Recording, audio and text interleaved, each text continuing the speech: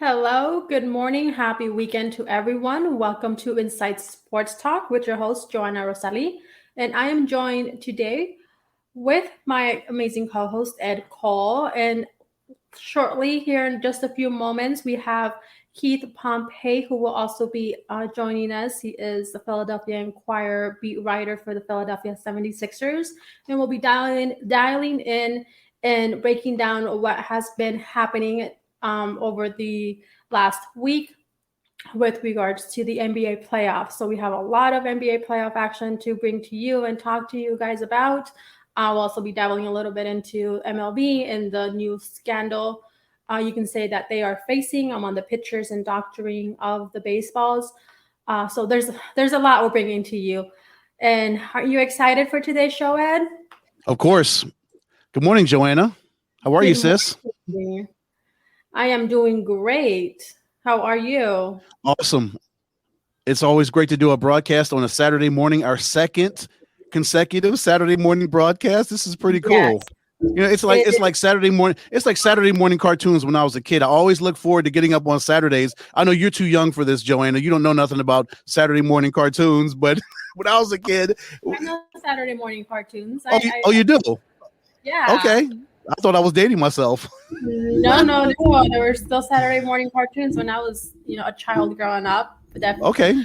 I do not want to get up Saturday mornings. Some mornings here, but when I was a child, I always wanted to get up and watch those Saturday morning cartoons. Yes, absolutely. So this is like the equivalent of Saturday morning cartoons for us doing a broadcast. Oh, goodness. Yes, indeed. And we are, of course, live streaming to our Facebook, our Twitter, and our YouTube pages as well. So, and then, of course, make sure that you do listen to from wherever it is that you listen to podcasts and on KSRN Arizona as well. Every Wednesday, bringing you a new show there.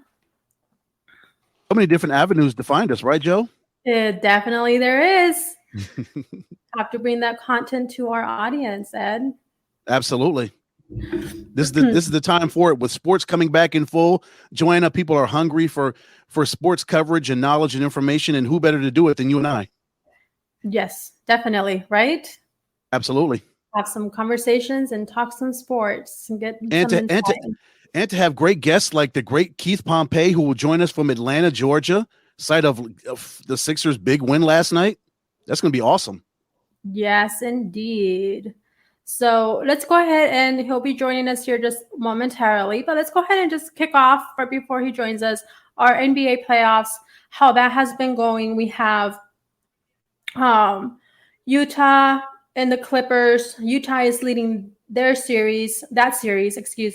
We have Denver and Phoenix Suns, with Phoenix leading that series 3-0. We have Philadelphia 76ers as well as Atlanta Hawks on that one, with Philadelphia leading 2-1, and Milwaukee Bucks against the Brooklyn Nets, the superpower team there, with Brooklyn leading 2-1. Hasn't it been a wild roller coaster with at least, with most of these games happening? Yes, with the series I didn't think would be the way it was. The Suns and the Nuggets, I thought it would be way more competitive than what it is, Joanna. I didn't think that Phoenix would be up 3-0. I said it would go 7 games because I knew the talent level that the Denver Nuggets have, and I thought that they would be more competitive than what they are right now. I mean, Michael Malone called his team out after game 2, after they got blown out at Phoenix Suns Arena, saying that they quit, even though Nikola Jokic, the MVP, disputed that. They looked like they did not show up on in game 2, and last night they didn't show up as well against Phoenix. But give Phoenix credit for their defense and what they were able to do outside of Nikola Jokic, who had a monster game. He had I'll pull up his box score. He had 32 points, 20 rebounds, Joe, and 10 assists. He had a monster game. But the problem is hardly anybody else showed up for Denver last night other than Monty Morris. Michael Porter Jr. is still suffering with his back issues, so he's not completely 100%. Of course, they're missing Jamal Murray, their other big piece. He had the ACL surgery, so this is a different Denver Nuggets team, but I thought they would be more competitive. They come out with more fight than they have in these first 3 games, Joe. What do you think? Yes, Brother Keith joins us. You want to bring Keith in?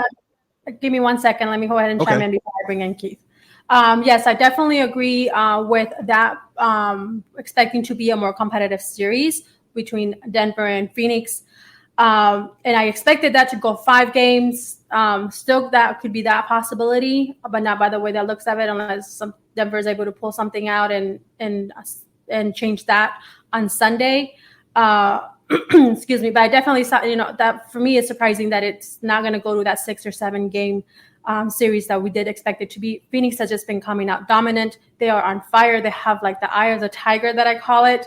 That they've just been dominant. They were able to go ahead and carry that over from the beating the Lakers onto Denver. And I want to go ahead and, as I bring in Keith here, our Philadelphia Inquirer insider for the 76ers, a beat writer here, and what your thoughts were, Keith, when the coach, the previous game, the way that he called out that team, the Denver Nuggets, and saying that they pretty much gave up and didn't really have anything left in them. And it seems like that may have had and carried over an effect into last night's, on Friday night's game against the Suns. What are your thoughts on that? Typically when a coach does that, he's trying to send a message to his team. He's trying to motivate them. He's trying to call them out to where they say, okay, coach called us out. We're going to come out and we're going to be fired up. I don't think he lost his team by that. I know some people may think that way and may say some things. But to me, you see it a lot. Like, hey, we were manhandled. Hey, we were rough. We didn't do this. And it's basically saying, look, y'all, it's time to man up. But a lot of times when sometimes that happens, in certain series, it's kind of like the coach knows that they just can't go. They can't battle this team.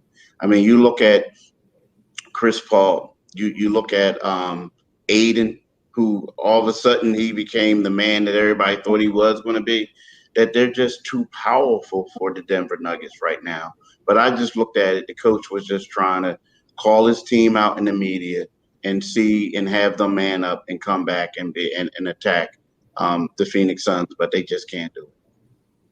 Keith, I know you were busy last night. You were at State Farm Arena taking care of Game 3 of the Sixers and the Hawks. But once you got back to the hotel, or you got some time to watch some highlights of the Suns Nuggets game, what did you see from that game? Just Denver, just the Suns, what they were able to do in that third quarter, a la what the Sixers did last night in that third quarter against the Atlanta Hawks, outscoring them by 15. It's crazy how games usually come down to a quarter, like what the Sixers and the Suns were able to do last night, and that changes the complete tide of a basketball game.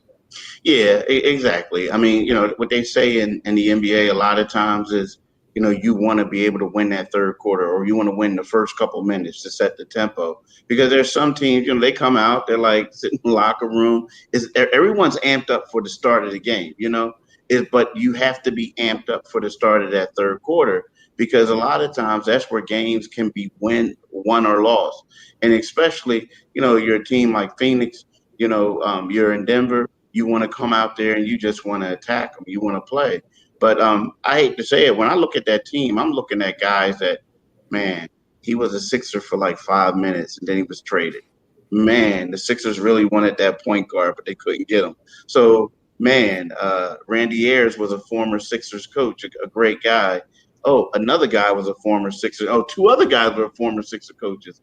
So when I look at Phoenix, I'm always thinking like, man, the owner of Phoenix really got over on Philly when I see that team.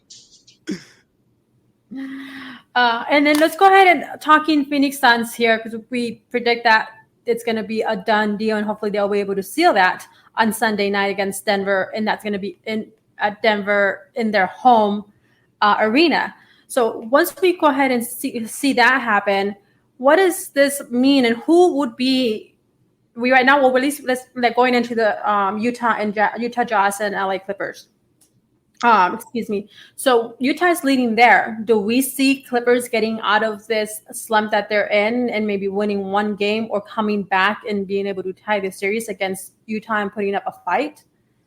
You see Keith's face? I think I'm just messing. I think the Clippers could win a game. I mean, when you look at the Clippers, to me, Kawhi is the best player still. Well, not take that back. He's the best player in the West still playing.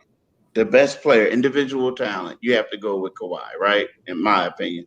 So I think that the Clippers will probably steal a game, you know, but I don't see them beating this team. I mean, when you look at, when I look at the Clippers, I looked at, and I hate to say this, but I look at Kawhi and Paul George. Paul George is a guy who hasn't lived up to his salary, his contract. When I look at Utah, I know Donovan Mitchell is a good player. I know that Rudy Gobert is a defensive player of the year, but I look at a team. I look at the team that goes 1 through 9, whoever's in the rotation, and they're all core pieces to the system, but I just don't see the Clippers beating a team, a quality team like that. I think it's going to be Phoenix and Utah playing in the Western Conference Finals. I agree, Keith. And you cannot have Kawhi Leonard only score 7 points in the second half like he did in game 2. And you can't have Paul George shoot as poorly as he did in game 7 against Dallas. In game 1 against Utah, he shot better in game 2 against Utah, but they still lost. So Paul's got to step up, and Kawhi's got to take more. He's got to have more than 7 points and take 7 shots in the second half. I mean, he's falling away just like he did in the bubble last year when they got eliminated. Yeah, playoff P isn't a good moniker for him anymore. No. Yeah. And what do the Suns have to do if they do, which we do see happening here, facing the Utah Jazz? Because they're pretty evenly matched and they have some similarities in their playing style. What needs to happen here for Phoenix to be able to go on to the finals? I think when it comes down to that, I think a lot of when we say pretty evenly matched, right? I mean, we're talking about like not the role players. We're talking about the core guys, and I get that like a lot of the Phoenix guys don't get the credit that they deserve. I mean, we know about Chris Paul, and we know about, D-Book. Yeah. Thank you. You saved me. I was about to say, oh my God, I'm about to mess up his name. But anyway, so we know about him. But I think some of the other guys are going to have to step up. Like, Aiden's going to have to continue to be that force. He's going to have to take it to Rudy Gobert, take him out of his game and do what he has to do. But then I'm talking about the rotation players. They're going to have to go up in there and they're going to have to play well, and they're going to have to steal a couple games. Because, see, we're talking about altitude now. Like, you guys live in the desert, that dry heat, but they're going to go up there and they're going to play. Well, heck, they're playing in altitude now, but they're going to have to go up there again, and they're going to have to do something. They're going to have to really guard the perimeter well. I mean, that's what the key is going to come down to, guarding the perimeter well. But the thing is, I kind of like Monty Williams as a coach. I like Chris Paul when you give him the ball and you tell him to be a leader, not be one of these new point guards that want to just get buckets. He's a leader. And I think that will give you an edge in the game like that. It's going to be tough to beat Utah, but I think when you have Chris Paul, you have D-Book, Aiden is playing well, and you have those young guys in that rotation, I think it's going to work out for the Phoenix Suns. And Keith, I also think it's going to come down to Phoenix never letting up like they on the gas pedal like they did last night in that first quarter. They scored almost 40 points, 37 in the first quarter. That defense, and then like the Sixers did last night when they had 28 assists on their made baskets, Phoenix had 26 assists on their 43 made baskets, and they hardly turned the ball over. They turned the ball over 12 minutes in 48 minutes of basketball. So all these factors will have to play in should they go on and knock off Denver and move on and take on Utah. So all those things are going to have to factor in. Also, the fact that both of those teams love to take 3-point shots. Well, I guess all NBA teams like to do it, but Utah and Phoenix really love to do it. Yeah. I mean, it's going to come down to it. Now, here's my thing. Don't get ahead of yourself now. I mean, I do believe that Phoenix is going to come out of they're going to win this series. But I think game 4 might be a little bit tougher than y'all think. I mean, and the reason why I'm saying that is because, no one wants to get swept, right? Unless, there's 2 ways. You don't want to get swept. You're playing at home. You have the MVP. And I think that I think that Phoenix can win it? Yes. But I think it's going to be tougher than what people think.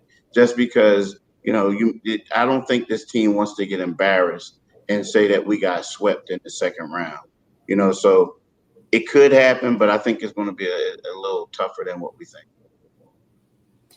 I do see what you're saying there, Keith, and I do agree that it can be a little bit tougher on that game 4, because no one wants to go down with 0 marker on a series. So hopefully Denver is able to put up a little bit more of a fight. I actually thought that was going to happen more on game 3, and that we saw just Phoenix went ahead and blew past them, and the Suns are having blowout games.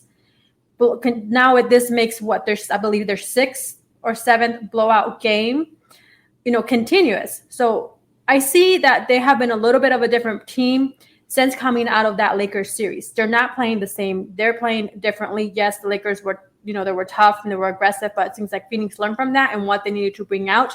And so that way they're able to dominate and win those games going forward. Yeah, I'm sorry. I didn't mean to cut you off. I mean, what I'm just saying is, like, a lot of times when we always like, oh, it's going to happen. It's going to happen.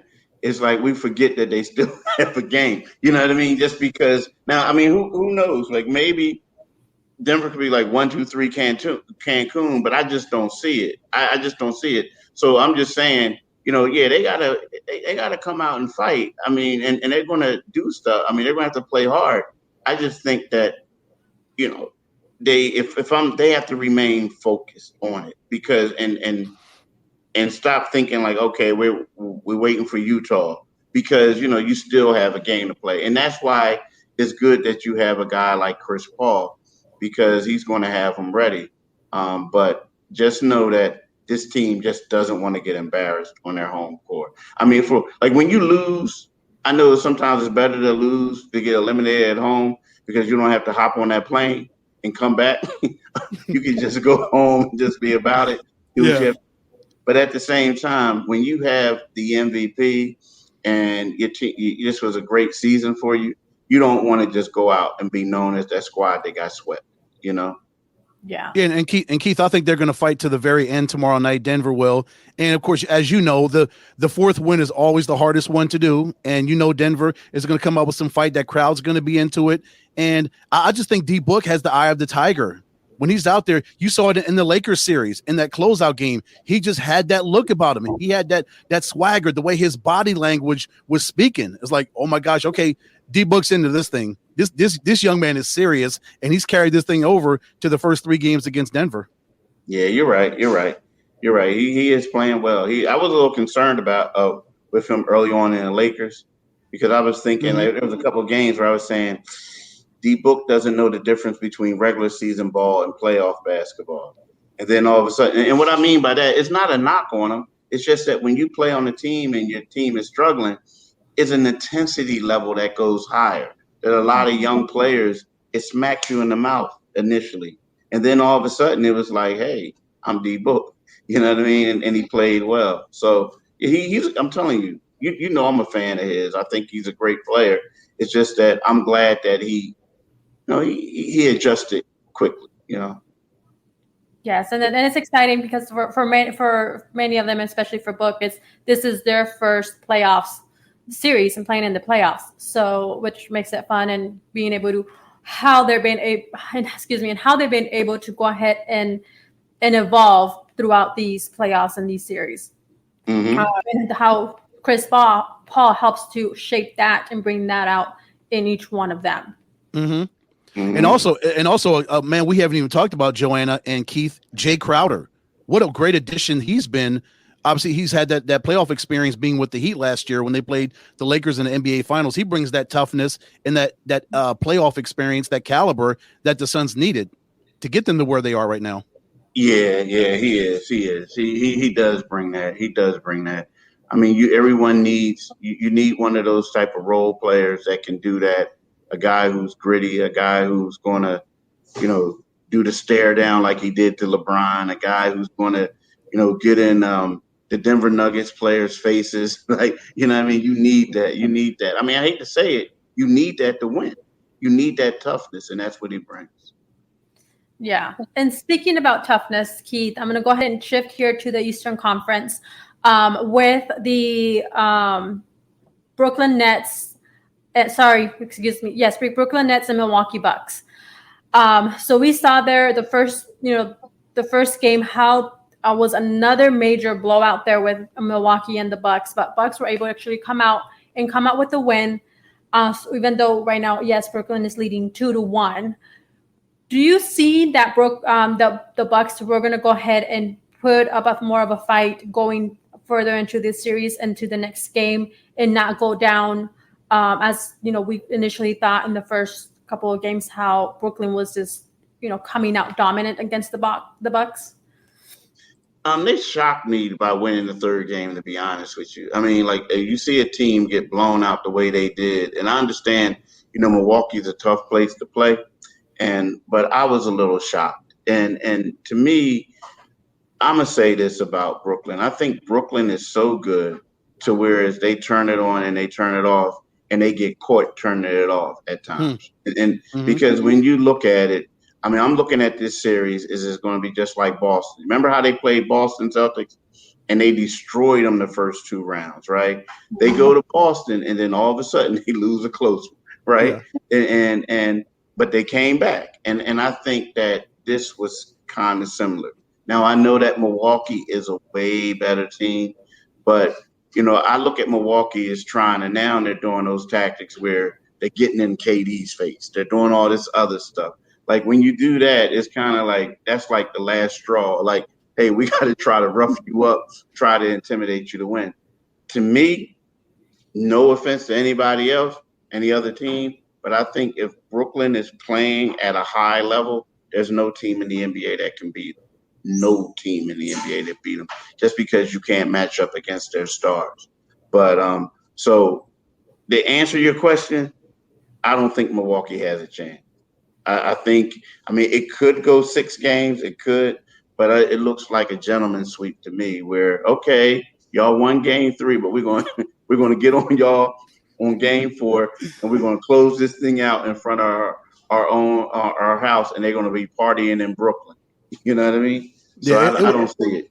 It was just one of those defensive battles, Keith, where Joe Harris is going to shoot 1 of 11. When does he ever shoot 1 of 11, 1 of 7 from 3-point range? And Kyrie had an off night. Of course, there was no James Harden there, and both teams just shot poorly. If Brooklyn hits only a quarter of their 3-point shots, which rarely happens, and then Milwaukee struggles, it was just one of those good old fashioned defensive playoff battles.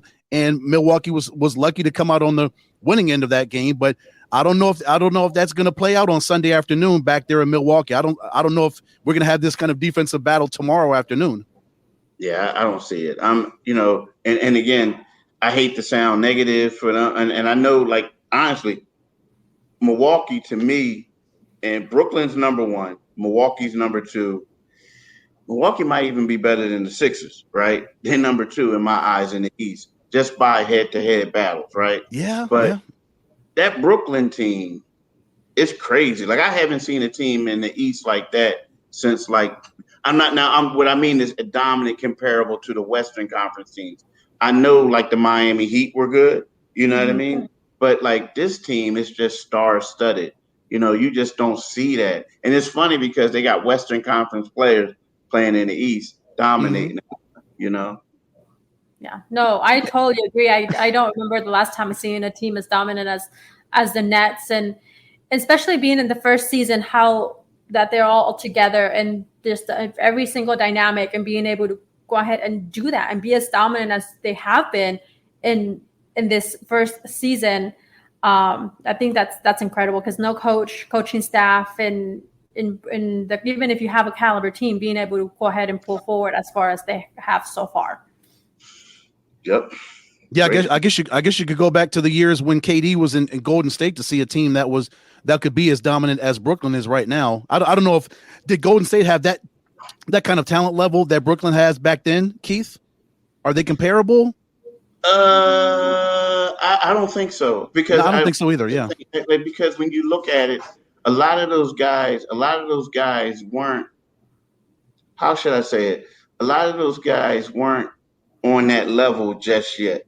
Like, when you look at Brooklyn, you have KD, who's a 2-time final MVP, right?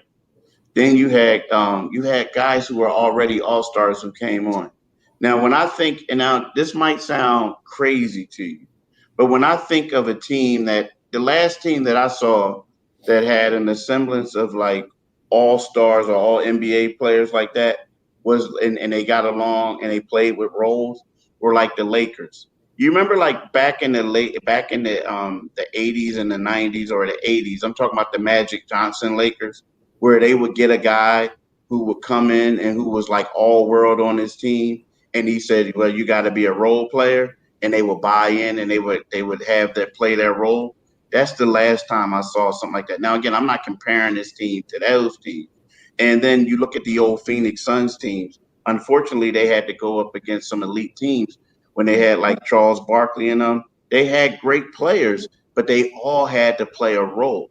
So, when I look at this Brooklyn team, they're good. We just got to figure out if they're all going to be able to mesh and win the championship, or are they just going to be like the Portland Trailblazers, who had a bunch of great players. They just couldn't get over the hump when the finals came. But, when I look at it, the Golden State Warriors, they were great, but they did things so differently. Like, you had the Splash Brothers. You really didn't have an elite big man. You had Draymond Green, who was able to pass the ball to people. And then you had Kevin Durant, who came in and was able to be the closer. So, yes, they played greatly. But now you have James Harden, who they said was selfish. But then all of a sudden, he's like doing a lot of great things. Then you have like Kyrie, who they say who doesn't care. But then we find out he does. You know what I mean? So, they said Blake Griffin. They said he's washed up. He can't dunk anymore. And But he's now not. he's like, like dunking on Giannis and pulling his hand down. So, they're a great team. But we'll just see what they can do. What they can do against a team that's very well coached and a great point guard and stuff like that. Yeah, and I agree with you, Keith. I want to just go back to what you mentioned previously. Yes, they're a great team, and what you're seeing now, able for them to go ahead and carry that into the finals and get out of the finals with that. But not only that, how they're able to go ahead and keep the team, at least, the big pieces, and that they don't, like we see this time and time again in all the major leagues, is you win a title, then you go ahead and selling off, those pieces or trading those pieces away, which is what made you. You're selling the essence of it. So seeing that the Brooklyn Nets don't do that and suffer from it, and how they're able to go ahead and bring it on to the following season and being able to go ahead and be able to go ahead and repeat that or make that better and continuing that going forward. Yeah. See, some of those guys are like, they're in their prime of their career right now. Some, like, let's say Joe Harris wants to get paid. Maybe he can't get paid there. He won't be able to get paid. Yeah, he won't be able to get paid. But I think they'll be good next year too, because they got these guys under contract. But who knows after that? Because let's face it, when we look at this team right now, this is the Brooklyn Nets are a front office nightmare. And the reason why I'm saying that is because if you look at it, you have James Harden on his third team, Kevin Durant on his third team, Kyrie on his third team. And it's kind of like, what they do is these are guys who have all the power. They know it. The NBA players created this team because guys said, hey, we want to play together. So there's no telling. Like 2 years from now, one of those guys may say, hey, you know what? I think I want to rebuild the Spurs. Let's go to San Antonio. You just don't know. They get these short year. They don't sign these long year deals, these long contracts anymore. They get these like 2-3 year deals, a 2-year deal with an option the third year, and then they're out. So if I'm an executive, I'm like, man, I don't want it. You guys don't want to be like the Brooklyn Nets, right? You don't want to be like Brooklyn. So. Yeah, no, I get you there, and that's something that we're seeing more and more, like you mentioned, Keith, that they're not going for those long contracts, and players are now creating the teams that they want to play in, or the players they want to play along with, and even the coaches that they want.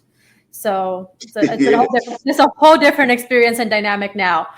Exactly.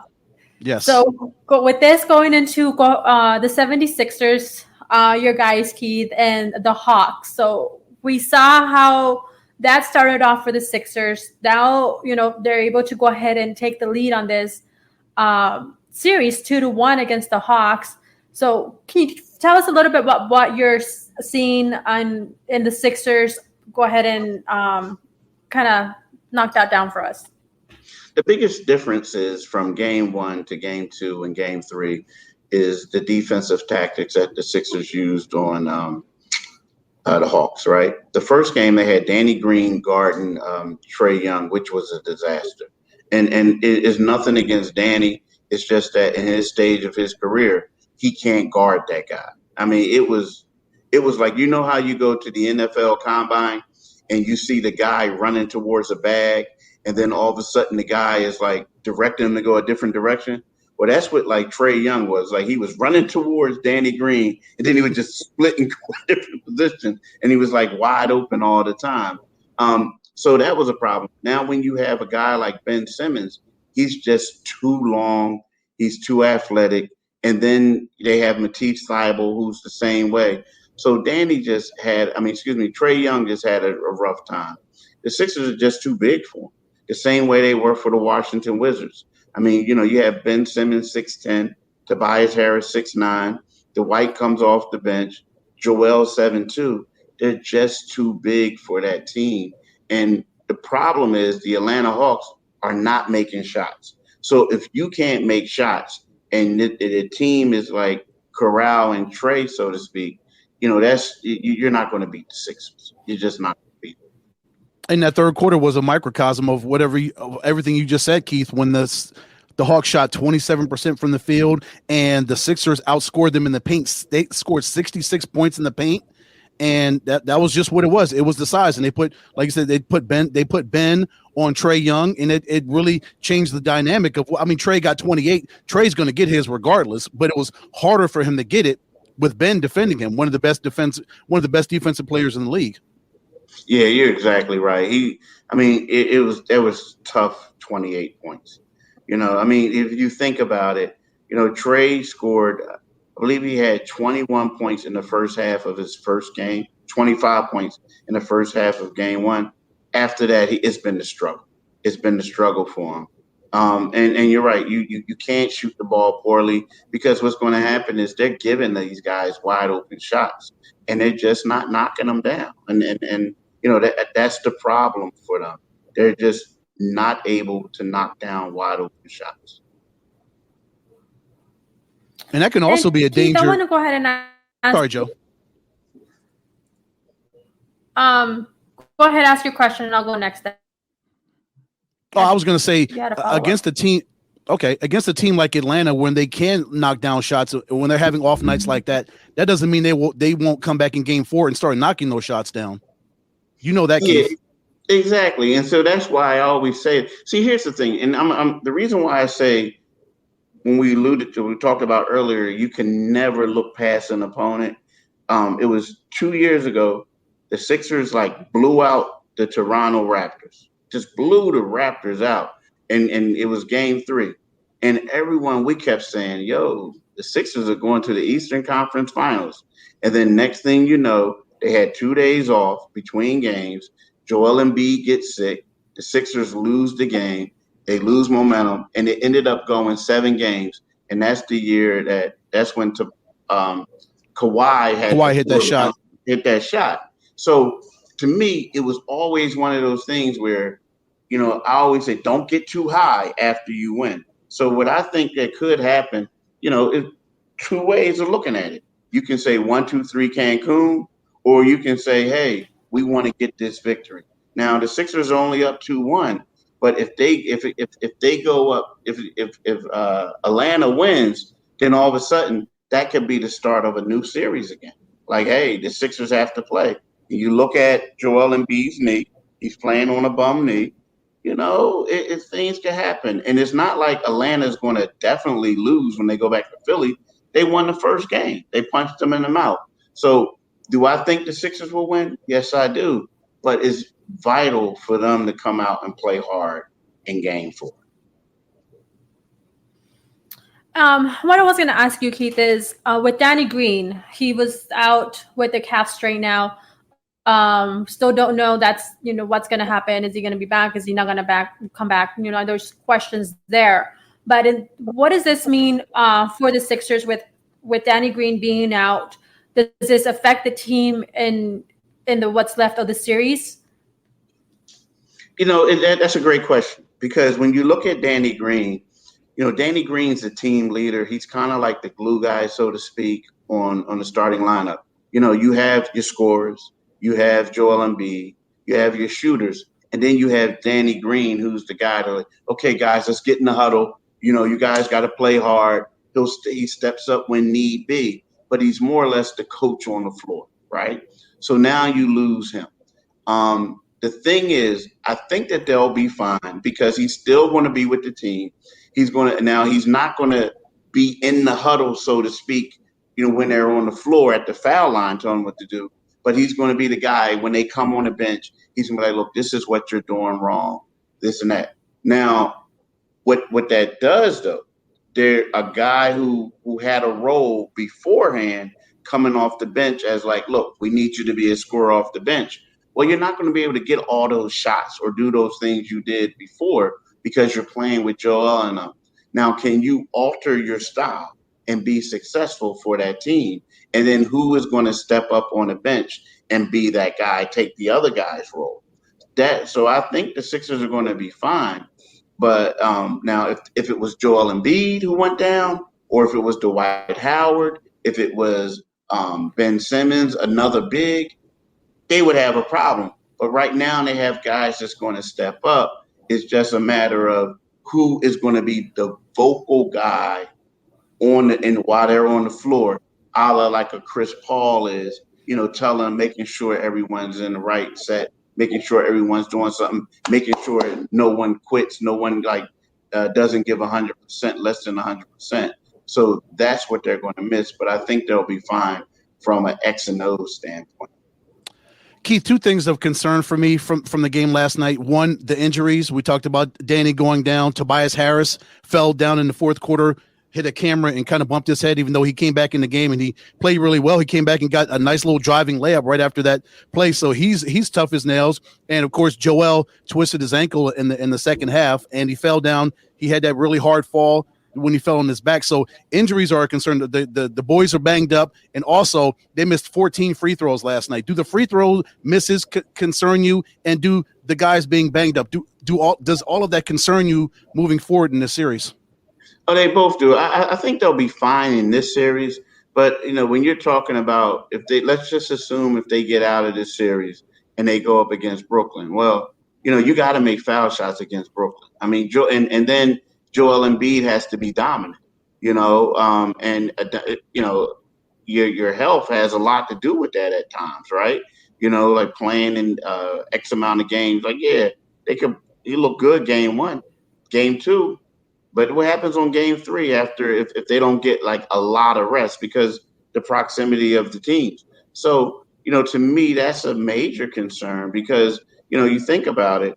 Right now, the best thing for the Sixers to heal up is to hurry up and eliminate this team and hope that, the Brooklyn series goes a little longer. That way that you can rest your players up and hopefully have some of them back, or if not, have them closer to 100%. So, yeah, those are two things. And the free throw shooting, people they're starting to do the hack a bent. They're starting to try to get them to the foul line. And as you said, they missed 14 of them. I mean, you can't shoot 60-something% from the foul line, especially in a blowout. I mean, it's crazy. And the best free throw shooter, guy who gets to the line the most, is Joel Embiid. And if he's injured and if he's hurt, you're losing that, man. And you're losing a high percentage of your shots in regards to making them. So, yeah, those are two major concerns for me. I'm going to go ahead and go on to our next topic here with still staying with the NBA, but we have championship history that's about to be in the making. We have the teams that are remaining. Neither one of them have won a championship since 1983. we have all of these coaches would be first timers in getting a ring. We also have, for instance, our GM, some of them making history, like James Jones of the Phoenix Suns, who would be going right now is in the race for his fourth championship in 10 years. Right, he has 3 at the moment. So this has been, I think, in my opinion, and I believe I mentioned this to Ed, and I know PLR previously, is that this has been the most exciting and fun playoffs I can't remember in the longest time that I can remember. Yes, the other ones have been fun, good to watch or here or there, but this is just all around basketball is just phenomenal. From the east to the west, and just how everything has just come together in what we're seeing here. So what is this? We're seeing something different here with the NBA and the championship and the way that it's going forward here, Keith. What's your thoughts on it? How do you see possibly this even changing the NBA going forward and even these teams? I mean, I like it. I think it's the changing of the guard, so to speak. I mean, there was times when we're talking about Book. He was always a good guy. I mean, a great guy. He went to the point where he didn't get the respect that he deserved nationally, and then all of a sudden people got injured and they put him on the All-Star team 2 years in a row. Well, now he's showing people that, look, straight up, I shouldn't just be an All-Star reserve alternate. I should be a guy that's just going to be there all the time. You look at the new faces. I mean, he's an all-star, young all-star. I mean, you look at Ben Simmons, Joel Embiid, young all-stars. You look at these other teams, Utah Jazz, young all-stars. So I think that now all these guys are playing well, and it's just, it's their time. It's their time now. We look at, we forget that when we talk about LeBron James, I know he's a great guy. He's going to go down as one of the greatest to play, if not the greatest in some people's eyes, but he's in his mid-30s. The rest of these guys are in their 30s. These are young players who are coming up, and they like, as they say, I got next. Well, it's their time to be on the center stage, and I think they're taking advantage of it. And it's good for the league to have Devin Booker and these guys to make it far, and so they can let people know, like, it's just not the same old 3 teams, and it's just dumb and no one else gets an opportunity. Yeah, and I love the fact that you can have a Memphis Grizzlies team with Ja Morant, Dillon Brooks, Jonas Valanciunas, all these guys on Memphis make a run and at least get one win against Utah in that series before Donovan came in and they absolutely swept out Memphis. But still, the fact that they went to San Francisco, knocked off the Golden State Warriors, made the playoffs, shows that the Memphis Grizzlies are set for a lot of years of success, because that's a young basketball team. And of course, you talk about Dame Dollar out there in Portland doing his thing, even though they were eliminated. I just love the fact that, as you said, Keith, it's a changing of the guard, that these teams are coming up. They've got all this new young talent, just making the NBA still a viable and strong organization and a great product to watch on a nightly basis. You're exactly right. You're exactly right. And with that being said, do we see this as probably being an end to dynasties, at least for the time being? Because, like you said, we have the same teams over and over. We had the Bulls, we had the Spurs. I guess you can throw Dallas in there as well. Golden State Warriors, Miami Heat, you name it.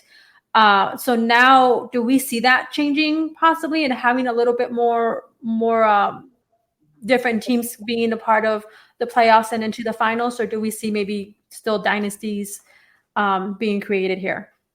This might sound crazy to you. I think the Lakers are going to be good. I think they're going to continue to be good.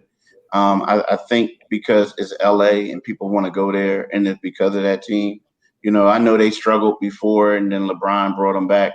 But I think like LeBron and AD are going to come back next year. But in regards to that, I think that we're still going to have elite teams, right? And I think we're always going to have dynasties. But I just think they're all going to come in certain stages. Like, for instance, you had the Spurs, right? Before that, it was the Miami Heat, right? Then it was the Golden State Warriors, right? Now I just think that it's just going to be the changing of the guard. It's just like I think that I think that if they lose Chris Paul, right, then they got to go out there and get another point guard. But at the same time, if they can keep these guys there, like if they can keep them there, I think that's going to be a dynasty in the West. I do. I mean, it's Phoenix. It's like it's Phoenix. It's the Phoenix Suns. And so basically things come back. I know Phoenix didn't win a championship when they had those great players, but that was an elite team. That was a dynasty. They just couldn't get over the hump because there was another team that was better than them. So I think that Phoenix is back, but they're going to be a dynasty in the West. But they're still going to have to go up against the Lakers and Utah. Those three teams are replacing the Spurs and whoever else the Spurs were going up against, back then. But I think that we're always going to have dynasties in the NBA. Keith, is it likely? Do you see it's likely that the Phoenix Suns would keep CP? I know CP, it's reported he's looking for at least 3 years, $100 million. Is this a situation where Phoenix could sign him to the deal? He's going to opt out of that $44 million he's supposed to make next year. Could he stay in Phoenix, or would you see him going to New York to the Knicks? Or how do you think things would play out with CP3 in the future for him? That's a tough one because, if you're Phoenix, you got to think long and hard and say, is this guy going to hold up for that type of money? But if Phoenix gets close and you realize, I voted him as a candidate for MVP, not the number one, but I gave him my number 3 vote, right? But I feel like, what do you want? Like, if you want to keep Devin Booker, right, you may want to keep Chris Paul too.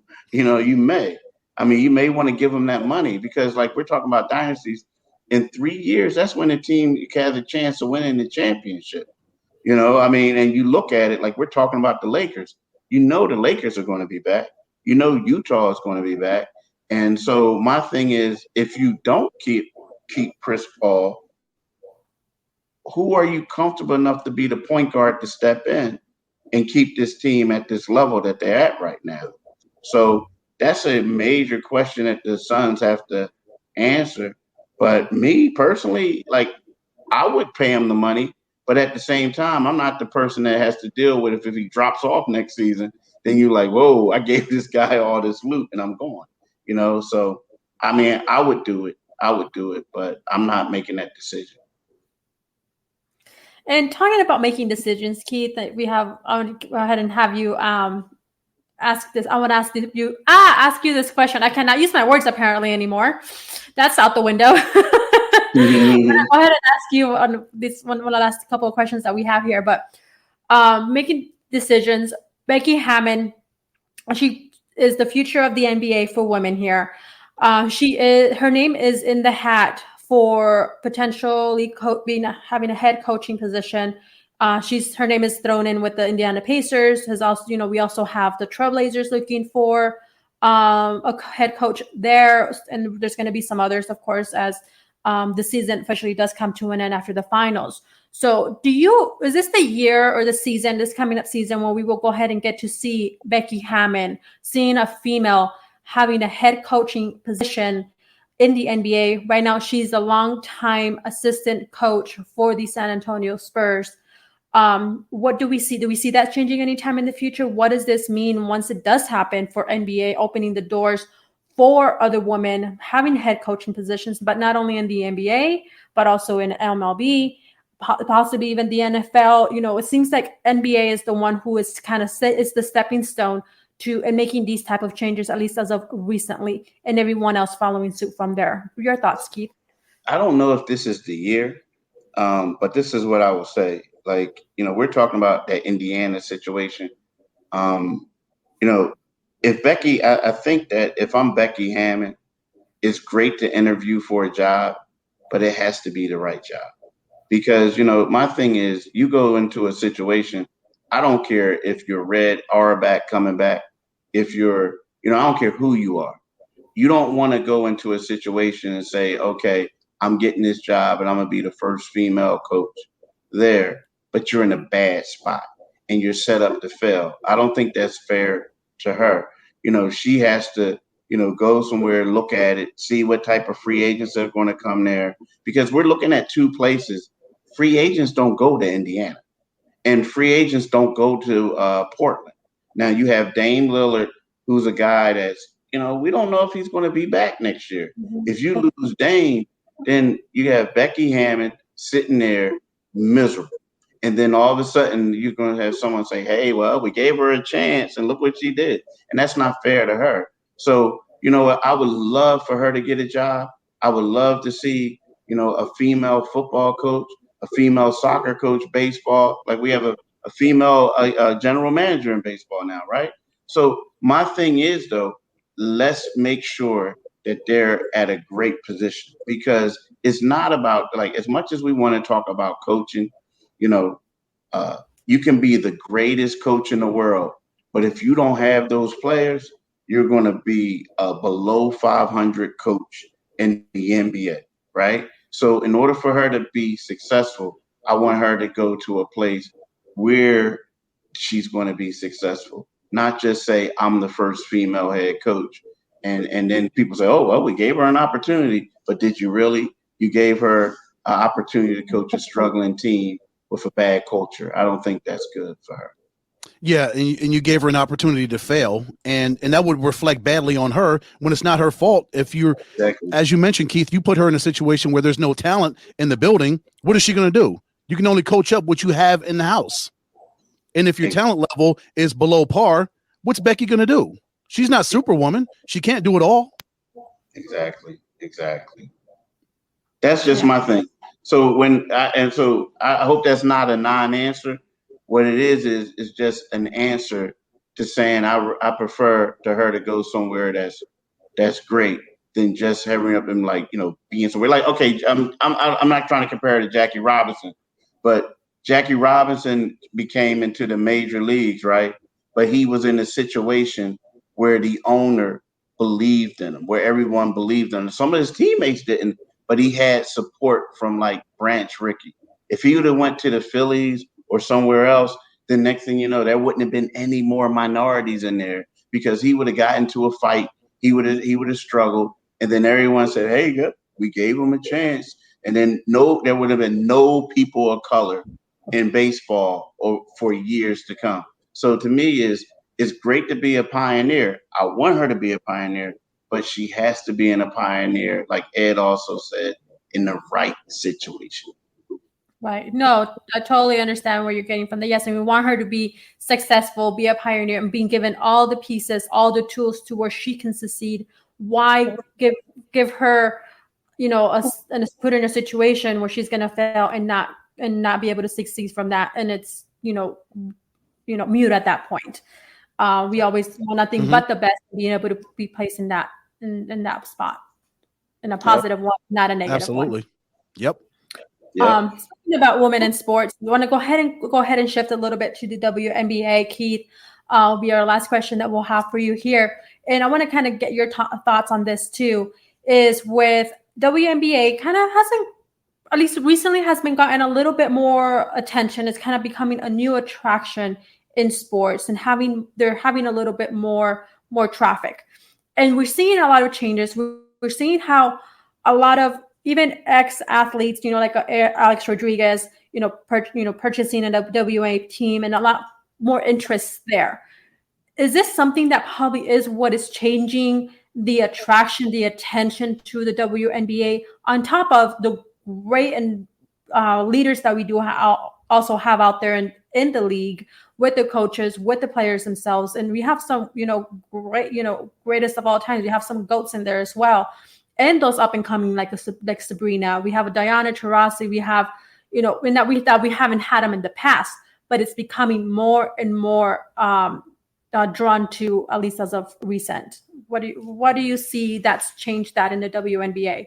I think that the league is doing a better job of promoting them. I mean, here's the thing. Like, I remember I came to Phoenix once to do a feature, and I went to a WNBA game, right? And I didn't like the game. I liked the game. The game was exciting, but I didn't like what I saw. And what I mean by that is I saw two teams playing in practice uniforms that looked like They had the same similar uniforms back in the day, but the only thing different was the color and the patch that they had on there. And I'm saying to myself, like, come on, this isn't summer league. This is like a league, a pro league. And now it looks like, after the young ladies had to fight, I think they deserve more money, but they did get a raise, but they still deserve more money. And now you look at Sabrina, you see her commercials with Chris Paul, and when they're marketing them better now, when they're marketing them better now, it's going to make people want to watch the game now, right? Beforehand, it's like if you have them wearing practice uniforms, and do I really want to see people playing in like practice gear? To me, they look like practice uniforms. Now they're going back to the old uniforms. They're being more marketable, and I think it's better. Before, I used to always think like the biggest disrespect was, like you go there and you would have like pro NBA players sitting in the stands, right? Sitting on there, and everybody's like, oh yeah, he's at the game. And I'm saying, but listen, you got to do more than just have people showing up to the games. And possibly, like, who knows that did they go to the game because they really wanted to go there, or was it part of their contract? You know what I mean? Before, I felt it was a lot of that. So now I like the fact that they're marketing the young ladies better. I think they need to start paying them more. And another thing is, I understood why they did it, because of these young ladies were playing overseas and doing stuff like that. But I always felt like, okay, you got them playing the same time that the baseball season is going on and all this other stuff. There's a lot of stuff for people to do. People want to go to the beach. They want to go here. They want to go on vacation. And this is when you have them playing. But I understood that. But I always felt like it was by far a second class citizen. That was my opinion. Yeah. And I do understand what you said there, Keith, with as far as before versus now with the teams. Because I remember going to a Mercury game years ago, and just like you said, the uniforms and the mood was even different. Just every aspect of it was different. Now I went to a WNBA right before, like the year before COVID, to a Mercury game. So different. There was a vibe. There was just this energy. Just everything changed about it. The uniforms and actually having people there in the stands. It was a lot more fuller there. So there's a lot that definitely has changed, but definitely a lot more also that can change, and that to grow from and learn from too. Mm-hmm. Exactly. Yeah, because they knew that they had to up the entertainment factor, right? As Keith said, there's so many different options for people to spend their money. Dollars are limited in everybody's families, and people have to figure, okay, do I want to go to a WNBA game, or like Keith said, do we want to go on vacation? Do we want to go see the Diamondbacks, or do we want to go see whatever other baseball team is in that city that has a WNBA team? There's so many other different options, and the league said, okay, so we are competing with all this stuff. We got to step our game up, or we're going to be lost in the mix. Yeah. Indeed. So, but I'm excited for WNBA, how far they've come now, and able to see that and the changes, and being able to see elites like, or like a Diana or Sabrina, who is just coming in her first season and is just on fire, and seeing more like that. It's amazing. Yeah. So, Keith, will you go ahead and let our viewers and listeners know? Tell them a little bit about what you do and your podcast, and where they can find you.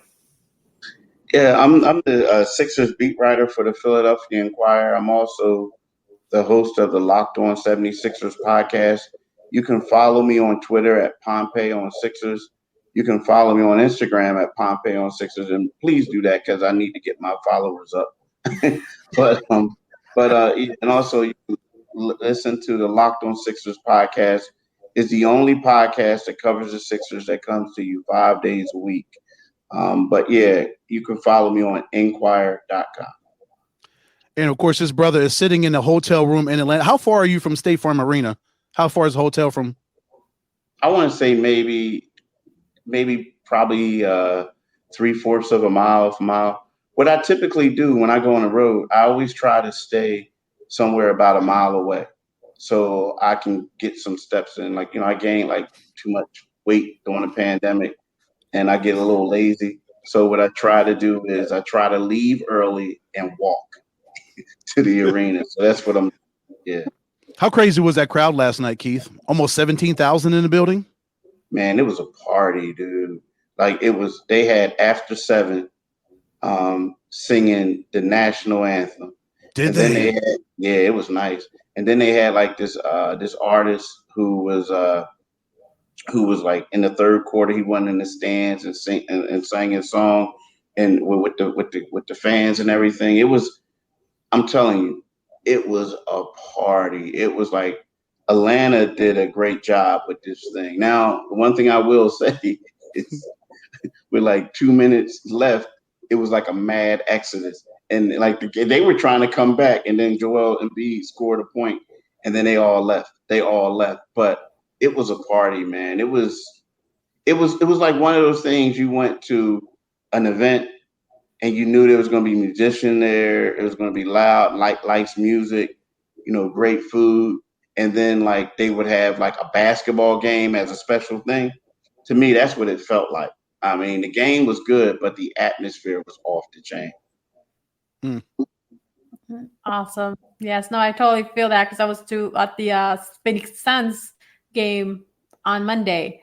So I had no voice until like Wednesday. So the energy and everything was fun and electrifying. So if you guys listening, you haven't been to a playoffs game, definitely go ahead and do so. They are just out of this world and a whole different vibe from anything that you will experience. Exactly. So thank you, Keith, very much. Always appreciate you coming in and give us some special insight on what's going on with the Sixers and NBA. And we'll definitely be having you again soon. You're one of our regulars here to go to. But hopefully the Sixers can go ahead and pull it off and go on to the next round and possibly face on the Nets. Yeah, we'll see it. I don't know if they're going to face the Phoenix Suns, though. Didn't get that far, but it'll be nice. But I want to thank y'all for having me on. I really appreciate it. Yes, sir. Thank you. Thank you, my brother. All right. Bye-bye. Peace. Bye. Thanks, bro. Oh, he is just awesome. Seriously. And brings us some amazing stuff. And for him to do that, Joe, on his day off, the day after game 3, he sat in his hotel room and spent an hour with us. That's quality. Close to an hour, definitely. I know our show is running a little bit longer than the usual, but before we go, I want to go ahead and talk and bring this up as a follow-up from our last show that we had, Ed, is with the new steroids that we have out there in MLB, the new scandal, you can say per se, is with the doctoring of the baseballs, having that sticky stuff, that's, component that they're using. Mm-hmm.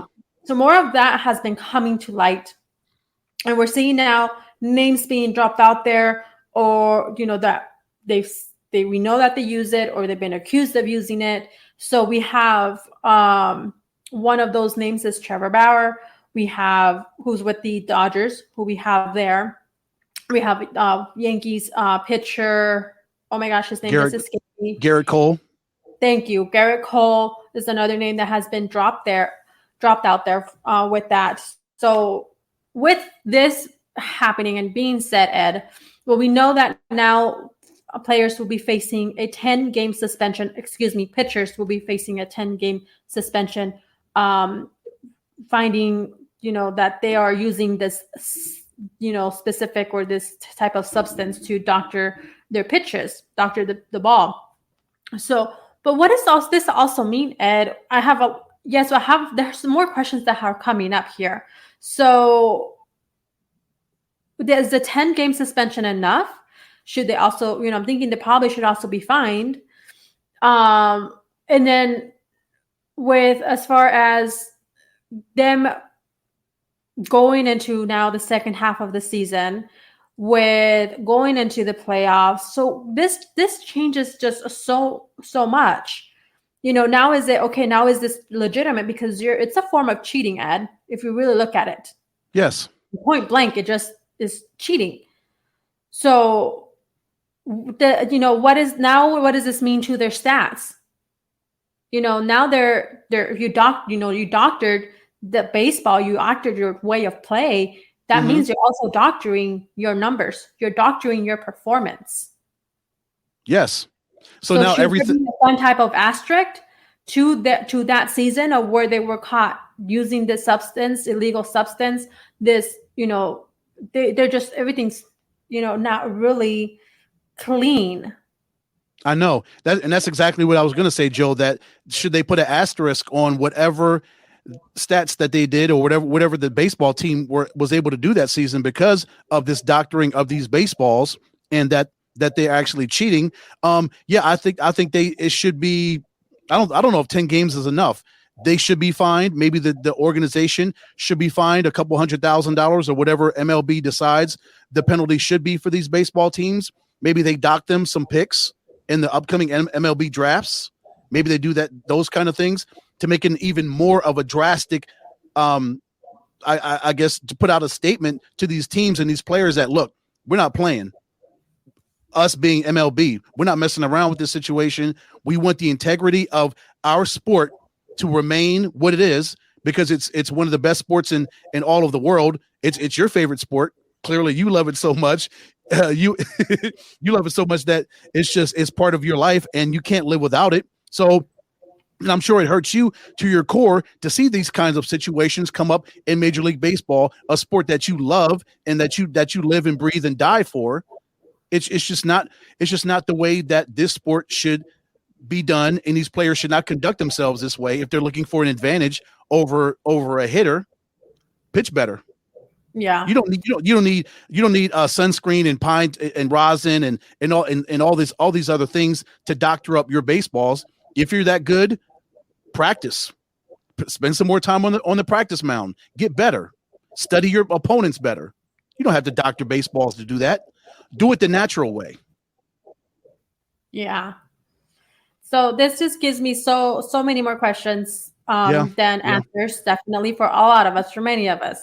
I know. The other thing coming into this is, we have, teams going, there are playoff contention into we're approaching the All-Star break going, here just in a few weeks. And then after that, it's the play. We see how close they are, especially in the West, with the Dodgers, with the Padres, and the Giants, they're back, just lining up. We have Colorado Rockies down below that. We have then the Arizona Diamondbacks, which we will not get into that conversation today, Ed. We'll leave that for next show on Tuesday. However, now this changing a little bit of that dynamic as well. Like now you're seeing, okay, these names being thrown out there, and okay, now they're going to have, let's say, a 10-game suspension because now they were caught that altering the ball using this substance. Now you have, per se, you're one of your star pitchers who you not have starting 10 games. Now, where does that put you, and how in the games going forward?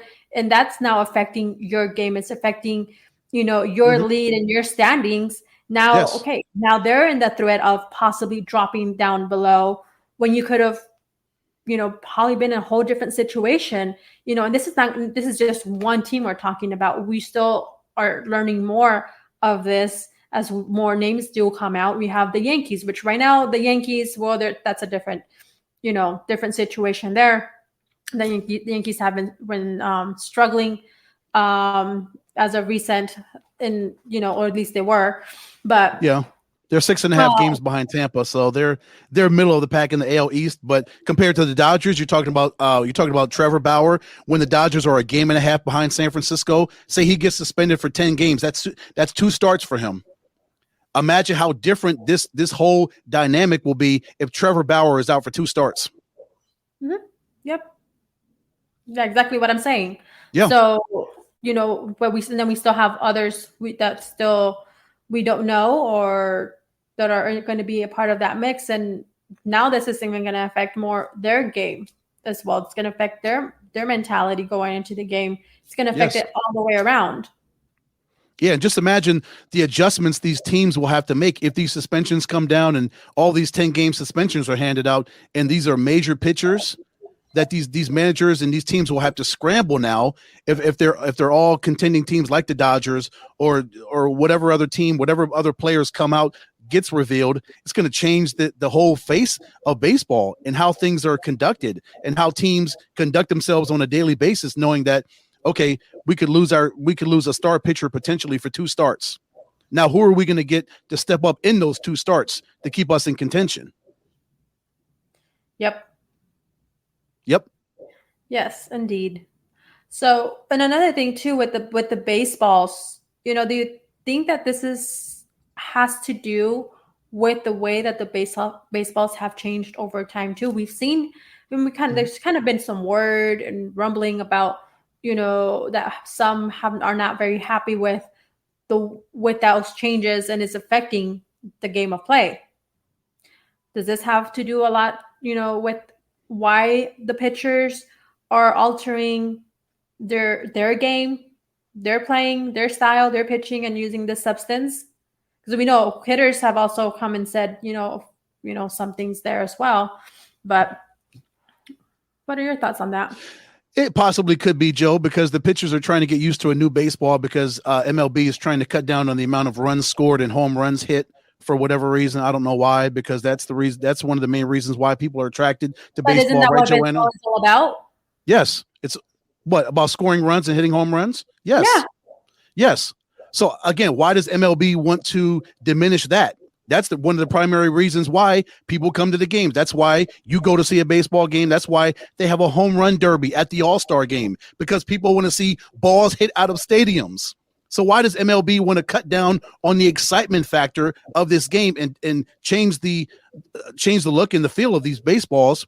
And hence, possibly, that's why pitchers are doing this with these combinations of whatever these substances they're putting on baseballs, so they can get a better feel, get used to a different look and feel of a baseball. Yeah. Just another thought here. I'm kind of playing devil's advocate, and this is the last thing that I'll go ahead and mention before we go ahead and wrap up the show, is if we see all of these pitchers utilizing a substance, obviously it screams that there's something out there that's leading them to this. Yes.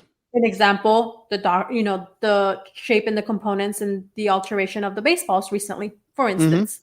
Okay, you are seeing this trend and you're seeing this happen, and okay, shouldn't baseball allow, or at least come to find out, have those findings of what it is that's causing that, and then maybe have a substance that is allowable by MLB, that is legal for players to go ahead and use. So if that is the case, for instance, in this, I just mentioned with the baseballs, so that can all go ahead and get used to that the way that baseball is, feels, and get those mechanics in place and allow them to use it for a period of time or whenever they feel that there is a need, but there is, but it is a legal substance.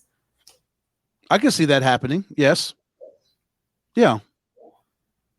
But then what do you think the batters will come back and say? Okay, so the pitchers have a substance that they can use. So what can we use to counteract the substance that the pitchers are able to use? So then you're gonna come a situation like that's happening. Well, they never should have changed the look and the feel of the baseballs in the first place, because again, going back to what we want to see in baseball, we want to see runs scored and we want to see home runs hit. Why mess with a good product, Joanna? If it's working, don't fix it. Right, in which we had this conversation when that came out. Why are you changing it? It's not broken. What is it that you're trying to fix it? Yes. With so when you're in a situation, Joe, where you've got the whole CBA coming up in December, and you don't know what the future of baseball is. And we know MLB and the MLBPA are at odds. They don't have the best of relationships, and the look of baseball is strained right now because of that situation. People aren't dumb. They're not blind. It's not like they don't see that baseball is fractured.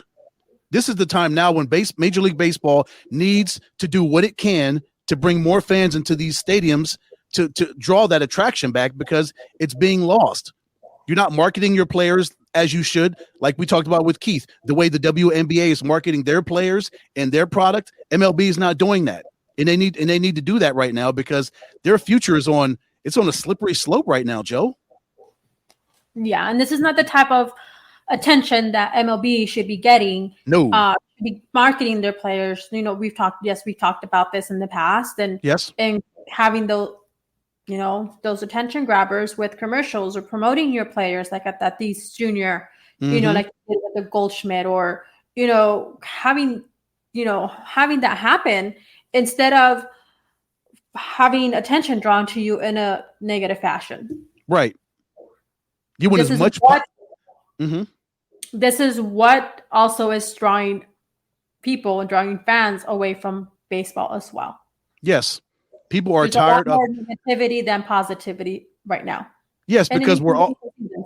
Yeah, because all of us are living in a negative world, and we're all still coming out of this pandemic, and we've all had so much stress in our lives over the last year plus. Why would we want to have that kind of drama and negative attention drawn to us in a sport that we love? We want to go to a baseball game. We don't want to hear negative news. We want to go enjoy baseball for what it is, a fantastic sport. We don't want to hear about baseballs being doctored and players being suspended and all this stuff. It's too much of that. We want positivity in our lives, right, Joe? Yes. You're suspending players. You're hearing all about this. It's going to draw definitely your audience down. Yep. So, okay. So I'll put a pin in this for now, for the time being. Ed. Okay. So, to be continued. TBD. Yes, to be continued. To be continued. No, that's TBC. TBD is to be determined. Yes, it could be determined too. So TBC, TBD. TBC to be continued. Yes. But with that, thank you, Keith, for coming and joining us on the show today to go ahead and get some insight on our NBA playoff talk. Gosh, he was great, wasn't he not? He was awesome. He was. Always is. And Ed, awesome to always have my amazing co-host with me. You as well, sis. And go ahead and let our listeners and our audience know where it is that they can find you. Of course, we're at 1 hour and 17 minutes. This will take me about 15 minutes to give all of my avenues. Stop shaking your head. No, Twitter at EdCole43, Instagram at EdwardCole301, Facebook Edward Cole, of course, here on Inside Sports Talk and Brother Paul's PLR show, The Sports Cave. All good? I'm done. That's a mouthful. Yes, it is. Okay. And you can go ahead and follow me on both Instagram and Twitter at JRosalye. That's JROSALYE. And of course, Insight Sports Network. Follow us on Instagram at Insight Sports Net and on Twitter at Insight Sports. An extra S at the end. Make sure that you do download our podcast from wherever it is that you do listen to podcasts. Tune in into KSRN Arizona. We air our show there daily at 6 p.m. there with our amazing friend Earl Burnett. And just go ahead and make sure that you're tuning into our live streams as well each Tuesday and Wednesday. Tuesday at 7 p.m., Saturdays 10 a.m. Thank you everyone for joining in and being a part of this with us. Until next time, this was Inside Sports Talk.